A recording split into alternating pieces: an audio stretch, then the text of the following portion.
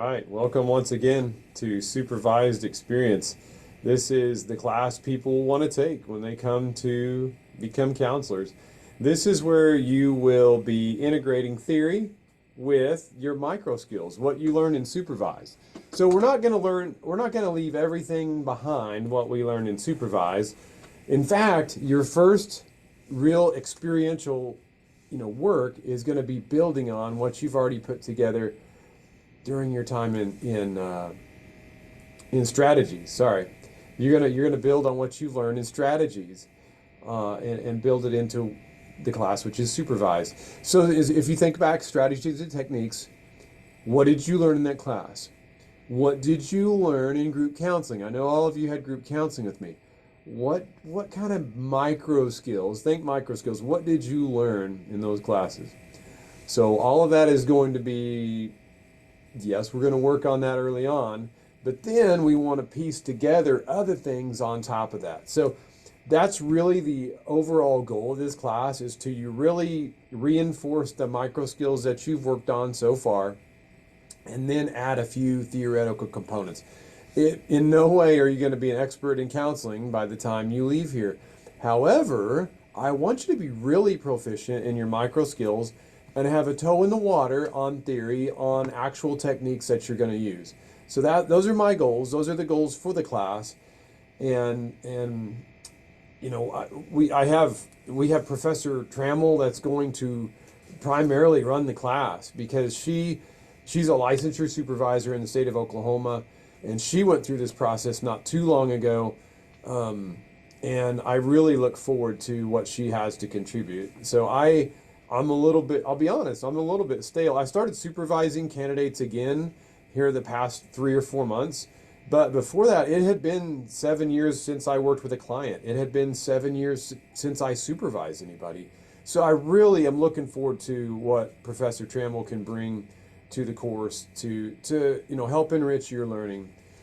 So let me just share my screen, go over where we're at. This is the first module. And I'm going to do a quick introduction to the class, what's expected. Let me turn the edit mode off, so this will be what you see.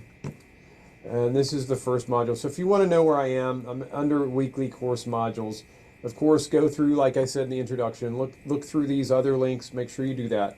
But when you click on Module 1, Introduction and Course Expectations, this is what comes up. I'm excited to have you back. I want to give you an introduction to the course, go over expectations and the syllabus. This is just a joke. Obviously, this person is in their head. If they're saying keep talking while I diagnose you, I would argue strongly that person is in their own head. It's not what we do. We listen. We listen to understand. We don't listen to diagnose. If you're in forensics, maybe you listen to diagnose. But we're not forensics. We are counselors. Let's go into syllabus. Check this thing out. It's right here. And jump right in. Let me blow this up as big as I can, because I know this screen is probably a little wonky. All right, you'll notice Professor Trammell and I are teaching this together. She is just all but dissertation. She is real close. That's going to change real soon. But she has a lot of years of good experience. That's going to help. Office hours, these are subject to change. I know my Tuesdays and Thursdays should be available. Professor Trammell has other office hours. I may let her revise this. Please know this syllabus is subject to revision as we go along. The big thing here for you, I would say the biggest obligation, is finding 3 Saturdays.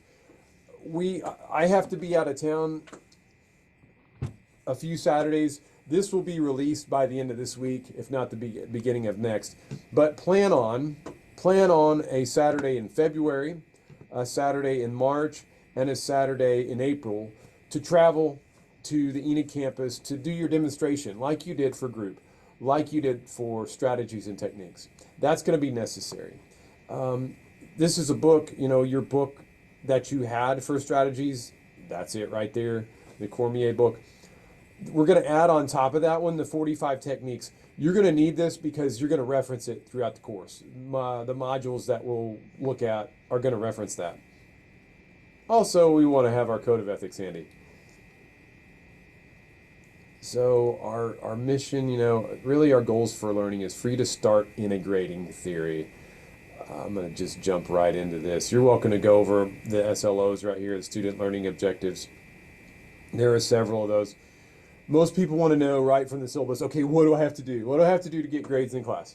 Let's jump right into that.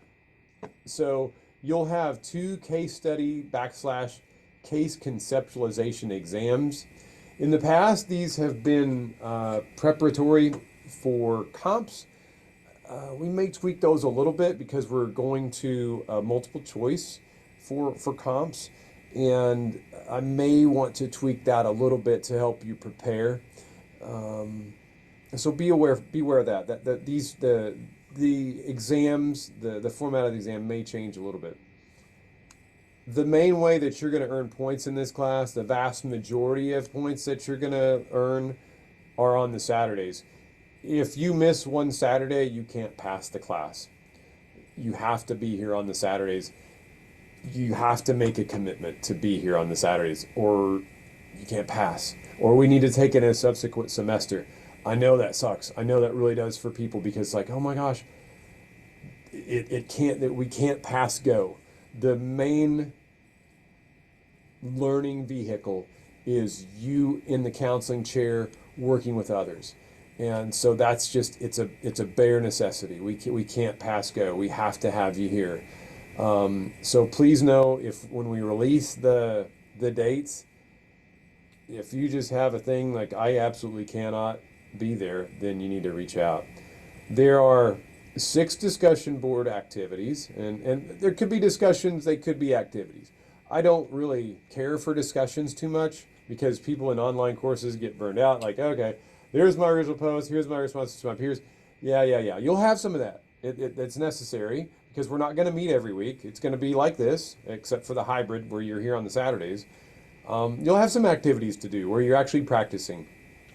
And this is probably the most time-consuming thing for students. I don't know whether it's time-consuming, but it causes a lot of headaches. The 3 video practice sessions. And so it also includes you making a transcript of 5 to 7 minutes of that session, and then really deeply showing like what you're trying to do in the session and reflecting on it. So we'll get back to that in just a minute. There's some more course objectives right there. Okay. The discussion board assignments, these are each worth 25% of the grade. I'll have to check that. I don't know. I don't think that's an accurate percentage. Thinking about that again. We'll go down to the actual point total in just a minute.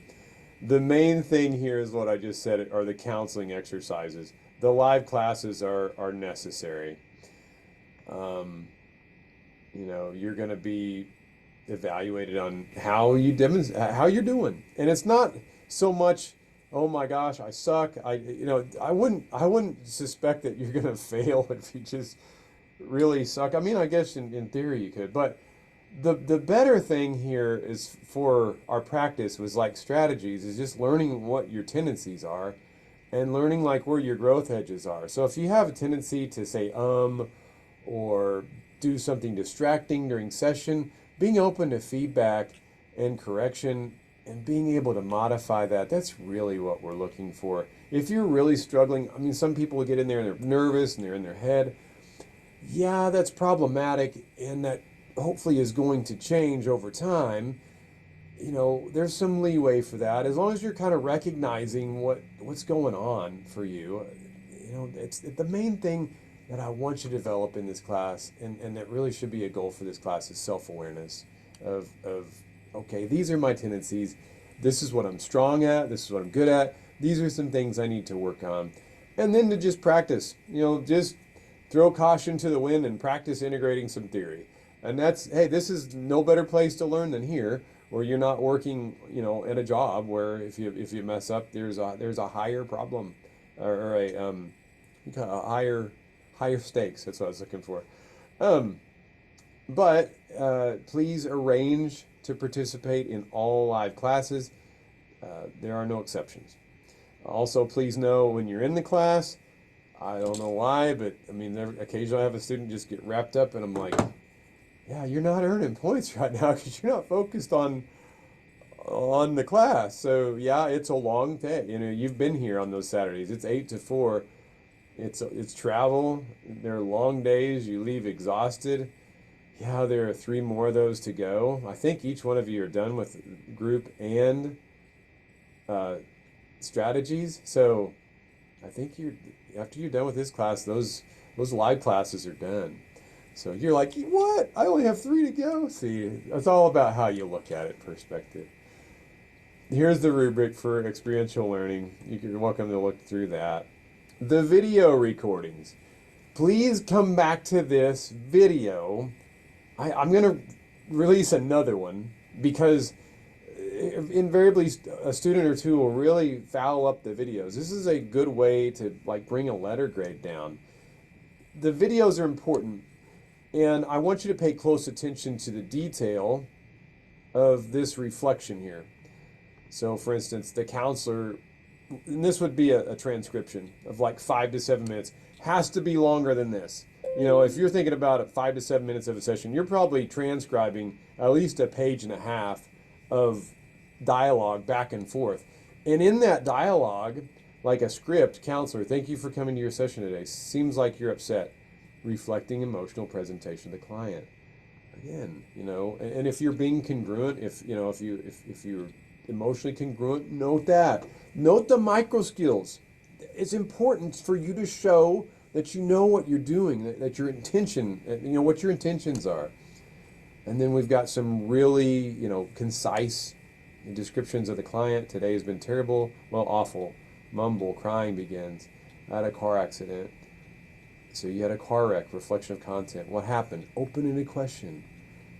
And so, yeah, look and see what is going on here. This is just an example. And don't just, if you're 4.5 minutes, you're not going to earn a B. I'm being serious. Like these are 20 minutes long too. If you go 19 minutes, you're not going to earn a B. I want to see at least 20 minutes or longer. We want to see 20 minutes or longer of this, and at least 5 to 7 minutes of transcription. So if you miss those marks, again, a B is in grad school is kind of what's expected. If you're below that, then you're going to get a C on the assignment because it needs improvement. If you're doing well, the main way that people get A's on this is just really showing that they're self-aware. There's detail, and they show that they're self-aware of what they're doing. There's another video to be released in this, but I think I went over it pretty well right here too. There's more description of it here on the syllabus. Please read through it. You know, take your time, pick it out, see, and make sure that you understand. There's the rubric. Another thing, and this has been present in all your classes, in individual, in group, in strategies, you know, we are looking at professional disposition. And this is basically an adequate, not adequate. You know, usually this comes up in 2 ways. It can come up where somebody's had a really tough life circumstance and they're just going through a lot of grief, a lot of trauma, and it makes it impossible for you to be present for the client. And students oftentimes feel like there's a punishment, and it's not a punishment. It's you know, if you're unable to participate in the class, a lot of times we refer people out to counseling for help. It's not, and again, you're going to be a counselor. You know, there's no embarrassment in going to get counseling. Other programs require students to get counseling while they're in the program or before they come in. So if you're going through a lot, it's okay. And it doesn't mean you're not going to get through the program. It just means, okay, we need a little extra time. The other thing that trips people up there is if they're not open to feedback. If you're not open to feedback, then why are you here? You know, that's an important part of this position. So you're welcome to read through that in more detail. I just wanted to highlight the 2 things that I've seen, and not just here at Youth and Family. Oh my gosh. That's where I used to work as clinical director. not just here at Northwestern, but also other places that I've taught. So you're welcome, and please take your time to read through that. Here are actual point values where I said that percentage, 25% probably isn't accurate. It's not. So you'll have 6 discussion board conversations or activities where maybe you're practicing your micro skills, maybe you're doing something else, and then reflecting on it. But there'll be 6 weeks where you have like a discussion board, 6 of the 16 weeks. So always be aware. Look at the end of those modules. Be aware that at least 6 times you're going to need to do something else. There's some optional work, but yeah, there's some work that you need to put in your off weeks. You'll have 3 videos, transcripts and reflections. These are worth 50 points each. You'll have 2 exams worth 50 points each. And then you have the professional disposition, which is adequate, not adequate. Most of your points, almost 50%, is what you do in live classes, which is participation and demonstration. Participation is you as client and paying attention and giving feedback to your peers. Demonstration is you actually on the counselor seat working. And like I said, if you're not here for that, if you miss one, you can't pass. All 3 are necessary to gain a grade. Okay. Again, read through the written assignments, the availability, the due dates. I don't accept late work. There is no late work in rare circumstances. I mean, if you've got a family emergency that comes up or something, yes, reach out, let us know. But otherwise, don't expect to get a grade for anything that's late. Pay attention to your language online. Please know that I honor and respect diversity. I want diversity in my classrooms, and people who cannot respect diversity are subject to be removed. Please know I will honor your preferred pronoun. Let's see here. Attendance policy. Yeah, again, the attendance policy here is the face-to-face classes, and you have to come to all of them. I don't know why there's a 20 there. That's very odd. Probably because this is a 20-page syllabus. I'm sorry, that's a joke. Kind of. So please know that there are services available for students with disabilities. Please reach out if you need help or accommodations. Please do that here at the beginning of class. That is necessary, and you'll need to go to the following folks. Yeah. This talks about the 3 Saturdays. We're not sure which 3 those are. Here are the due dates for things. And please know we have the right to change those due dates. Please reach out if you have questions. The first week. Let me pause that there.